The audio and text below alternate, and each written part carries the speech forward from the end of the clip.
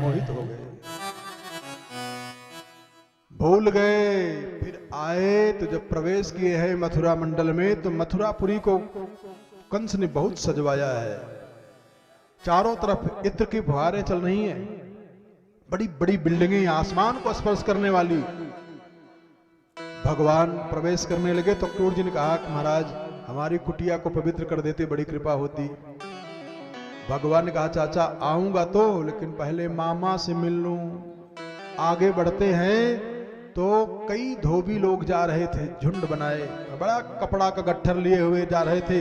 तो ग्वाल बालों ने कहा कि कन्हैया, कहा कि बताओ, कहा देखो वस्त्र हम लोगों का यहाँ आने लायक नहीं। कहा क्यों? कहा यहाँ के लोग देखो चमक धमक बड़ा बढ़िया बढ़िया वस्त्र पहने हुए, हम लोग वही पहने चले आए। तो भगवान ने कहा कि लाला चाहते क्या हो? कहा हम लोग भी बढ़िया वस्त्र चाहते हैं। तब तक देखा कि रजकों का माने धोबियों का झुंड जा रहा था, कपड़ा का लप सब लिए। भगवान का है धोबी मामा, और ज्यों धोबी मामा कहा त्यों तो गुस्सा आ गया धोबी को। कहा याता सुबालिसा मैवं प्रार्थ्यम यदि जिजीविषा। क्यों रे ग्वालियों, हमको मामा कैसे कह दिया? भगवान ने कहा यहाँ के राजा हमारे मामा, उसी पद से आपको भी कह दिया। तो रजक माने धोबी ने कहा, जो उन धोबियों का सरदार था, मुखिया, कहा कि बधनंत घ्रंत लुम्पंत दृप्तम राजकुलानि वै। कहा राजसी कपड़ा चाहते हो, जंगल में चराओगे गाय और पहनना चाह रहे हो कि मैं राजा का कपड़ा पहन लूं? भगवान ने सोचा कि त्रेता युग वाला वही धोबी है जो ताना मारा था सीता जी के लिए। भगवान एक कदम आगे बढ़कर के कहते हैं सुखदेव जी महाराज के, परीक्षित रजकस्य कराग्रेण सिरह कायाद पातयत। एक हाथ भगवान ने कान पे मारा और उस धोबी का सर धड़ से अलग होकर के दूर जाके गिरा। ध्यान देना जरा, यही भगवान उन ग्वाल बालों के साथ लड़ते थे, खेलते थे, पटकते थे, सब कुछ करते थे, ग्वाल बाल खेलते रहते थे। और वही भगवान एक हाथ मारे धीरे से, बहुत धीरे से, और धोबी का सर धड़ से अलग जाकर के गिरा, बहुत दूर गिरा। ग्वाल बाल सब हंसने लगे, अरे लाला यहाँ के लोग तो गुब्बारा जैसे हैं, बताओ इतना मोटा तगड़ा, जरा से मारा हो जाके गिरा। हम लोग कितना कुश्ती लड़ते थे। तब तक देखा जब बच्चों ने, धोबी लोग सब अपना कपड़ा गट्ठर पटक पटक करके भागने लगे।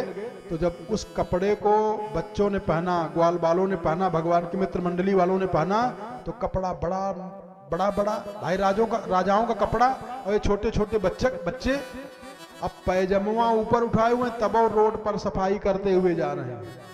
एक धोबी देखा, उसने उसको वाया भाव, उसने बुलाया इशारा से, आ जाइए महाराज। भगवान गए, कहा फैशन है कि कपड़ा ही बड़ा हो गया? कहा नहीं नहीं फैशन नहीं है, कपड़ा ही बड़ा हो गया। तो कहा अगर आपका आदेश हो तो इसको हम काट पीट के ठीक कर दें।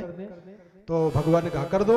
तो दर्जी ने उसको काट करके नाप से बराबर सी दिया।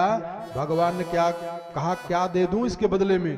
कहा महाराज बस दया दृष्टि बनाए रखिए, अभी अभी आप धोबी को क्या दिए थे हम देख रहे थे। तो भगवान कहे कि जाओ कलयुग में खूब फलोगे फूलोगे, आशीर्वाद देता हूं। इसके बाद ग्वाल बालों ने कहा कि लाला बिना गले में माला का मजा नहीं आएगा। देखो ये ब्रजवासियों की पहचान बता दे रहा हूं, असली ब्रजवासी होगा ना तो गले में माला पहने रहेगा। अरे इतने माला के प्रेमी होते, इतने माला के प्रेमी होते हैं वो, कभी जाकर के वृंदावन बिहारी लाल का दर्शन करते समय देखना, ब्रजवासी जब आएगा ना तो माला अपने पैसे का खरीद कर लाता है। जय हो वृंदावन बिहारी लाल महाराज की जय हो, चढ़ाया वहीं से, और वही मलवा अपने पहन लेता है प्रसाद। पहली पहचान। दूसरी पहचान ब्रजवासी की असली, वो चंदन लगाता है, बड़ा जबरदस्त चंदन लगाता है, थोड़ा सा नहीं, पूरा मोहन ही पोते रहता है। अगर आंख देखना हो तो अखियों में हमको लगता है लगा ले, इतना शौकीन होते चंदन के। कन्हैया ने कहा क्यों भैया अब ठीक हो गया? कहा एक कसर रह गई लाला। कहा क्या? कहा थापक थुआ चंदन लगाना चाह रहा हूं, चंदन बन जाए। आगे बढ़े तो सुदामा नाम का माली मिला, वो चरणों को प्रणाम किया, भगवान के चरणों को पृथ्वी पर अपना सर रख करके प्रणाम किया, और सुदामा नाम के माली ने समस्त ग्वाल वालों को माला पहना दिया। और जब आगे बढ़े तो सुखदेव बाबा कहते हैं कि अथ ब्रज अथ व्रजन् राजपथे न माधवः स्त्रियं गृहीतांग विलेप भाजनम। सावधान हो जाएं, कथा पर ध्यान दें और अपने जीवन को भी संवारें, सुधारें, बनाएं। क्या कहा? भगवान के सामने जा रही है कौन? सैरंध्री, त्रिकुब्जा। 3 जगह से टेढ़ी है, सीखो। 3 जगह से टेढ़ी मेढ़ी है, संसार में उसका अपमान हो रहा है। ये विधि सीख लो। संसार में इसलिए अपमान हो रहा है कि उसको सब कुबरी कहते हैं। कुबरी जा रही है, कुबरी जा रही है। और आज वो कुबरी क्या की कि जब जा रही है तो बेचारी मन में सोच रही है कि हमको कौन पूछने वाला है। लेकिन जिसका कोई नहीं होता है उसका भगवान होते हैं। ध्यान देना। वो कुबरी, त्रिकुब्जा, सैरंध्री हमेशा अपमानित रहती है और जब जाने लगी तो त्रिभुवन सुंदर भगवान का दर्शन जब करती है तो गदगद हो जाती है। लेकिन मन में सोचती है कि जब हमसे साधारण लोग नहीं बोलते हैं, ये तो परम सुंदर है, ये क्या बोलेंगे। लेकिन भगवान स्वयं बोल गए और कहा, का त्वं वरोर्वेत दुहानुलेपनम। ए सुंदरी, आप क्या करती हो? भगवान उसको सुंदरी कह रहे हैं। अरे वो तो गदगद हो गई, जो उसकी तरफ देखता नहीं था। तो भगवान से हाथ जोड़ के कह रही है। भगवान ने कहा कि देवी जी आप अपना परिचय बताइए कि आप कौन हो। तो हाथ जोड़ करके त्रिकुब्जा, जो 3 जगह से टेढ़ी है बेचारी, वो भगवान से कह रही है कि दास्यास्म्यहं सुंदर कंस सम्मताम। हे त्रिभुवन सुंदर, मैं कंस की दासी हूं। त्रिवक्र नामा यनुलेप कर्मणि। हमको लोग सैरंध्री कहते हैं, त्रिकुब्जा कहते हैं। तो ग्वाल बालों ने मजाक में कहा कि आप सैरंध्री हो, ये सैरेंद्र हैं। आप त्रिकुब्जा हो, ये त्रिकुब्ज हैं। जोड़ी बड़ी बढ़िया बन रही है, कहो तो गांठ मार दे, माने विवाह करा दे।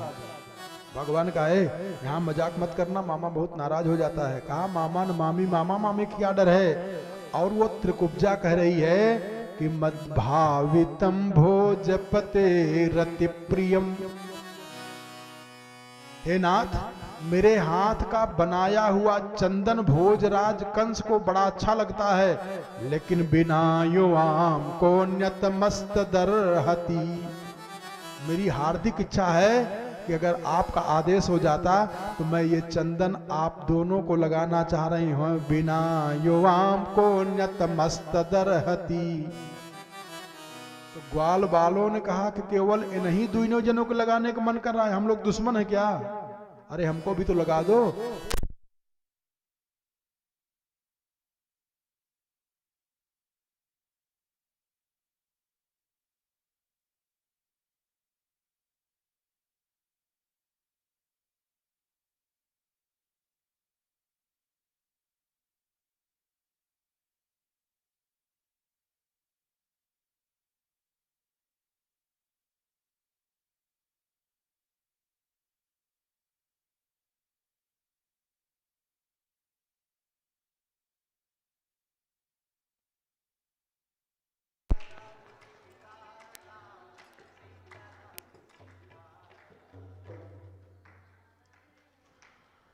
बोल श्रीमद् भागवत भगवान की।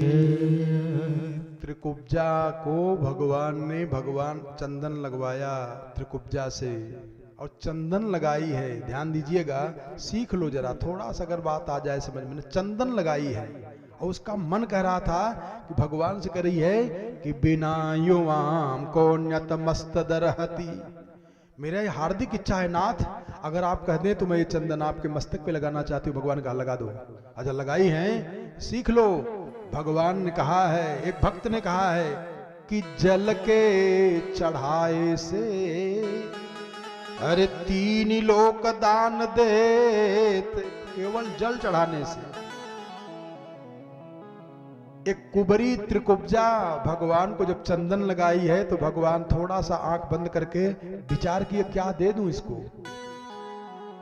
इसी को भाव में लेकर के गोस्वामी जी ने चौपाई लिख दिया है, इसका अनुवाद कर दिया है कि गई बहोरी गरीब नेवाजू, गई बहोरी गरीब नेवाजू, सरल सबल जो सरल सबल साहिब रघुराजो। गरीब होरी गरीब निवाजो, गरीब होरी गरीब निवाजो। सरल सबल साहिब रघुराजो, सरल सबल साहिब रघुराजो, सरल सबल साहिब रघुराजो। संसार से सम्मान गायब हो गया था, किसका? त्रिकुब्जा का। त्रिकुब्जा ने क्या किया? केवल प्रेम से भगवान को चंदन लगाया। भगवान ने सोचा क्या दे दूं इसको, तो सोचा संसार में इसका अपमान हुआ है, जरा जो अपमान हुआ इसको ठीक करा दूं। तो भगवान ने क्या किया? त्रिकुब्जा के पैर को अपने पैर से दबाया और उसके मुंह को हाथ से छुआ, धीरे से झटका मारा। सुखदेव बाबा कहते परीक्षित ये वो भगवान है कि पदभ्यामाक्रम्य प्रपदे, उसके पैर को पैर से दबाया और द्व्यंगुल्लुत्तान पाणिना प्रगृह्य चोभुके ध्यात्मा मुदनी मदमच्युतः। भगवान ने यहां हाथ लगा करके धीरे से झटका मारे और तीनों कुबर उसकी सीधी हो गई और इतनी सुंदर हो गई, इतनी सुंदर हो गई कि जब वो दर्पण में अपने मुखमंडल का देखती है तो सोचती है कि हमारे योग्य दुनिया में कोई पुरुष ही नहीं है। अब तो लोग उसको देखने के लिए तरसते हैं, इतनी सुंदरी हो गई है कि लोग देखने के लिए तरस रहे हैं। और जब मिलाई जब हमारे योग्य दुनिया में कोई बर है तो कोई समझ में नहीं आया। भगवान के पीतांबर को पकड़ के कहती है कि एहि वीर गृहम यामो न त्वाम त्यक्तुमि होत्सहे। अब मैं आपको नहीं छोड़ूंगी, हम जान गई सब कुछ।